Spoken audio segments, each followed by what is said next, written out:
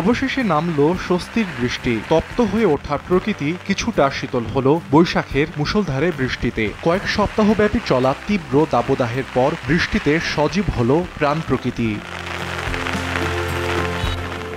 দীর্ঘ প্রতীক্ষার অবসান ঘটিয়ে বৃষ্টি নেমেছে ভোলায়। সারাদিনের খরতাপ পেরিয়ে শুক্রবার বিকেলের পর থেকে মেঘাচ্ছন্ন হতে থাকে জেলার আকাশ।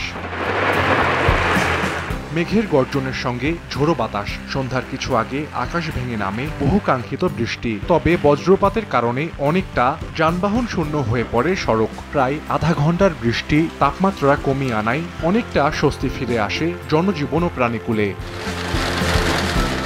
এছাড়া প্রায় ৩০ মিনিটের মুষলধারে বৃষ্টিতে শীতল হয়েছে বাগেরহাটের চিতলমারি ও কচুয়ার প্রাণ প্রকৃতি।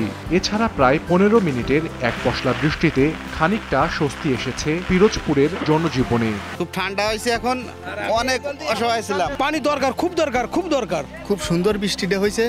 এই দীর্ঘদিন পরে এই বৃষ্টি পাওয়াতে আমরা খুব শান্তি পাইছি। বৃষ্টির জন্য তো ঘুম হবে না ভালো। দিন শেষে রাত ৮টার দিকে বৃষ্টি নামে হবিগঞ্জে। এরই সঙ্গে বজ্রপাতের সঙ্গে বইতে থাকে দমকা বাতাস। টানা ১.৫ ঘন্টার বৃষ্টিতে অনেকটা কমে আসে তাপমাত্রা। জনজীবনে নামে কিছুটা স্বস্তি। সাহাল আব্দুল্লাহ আলভি, সময় সংবাদ।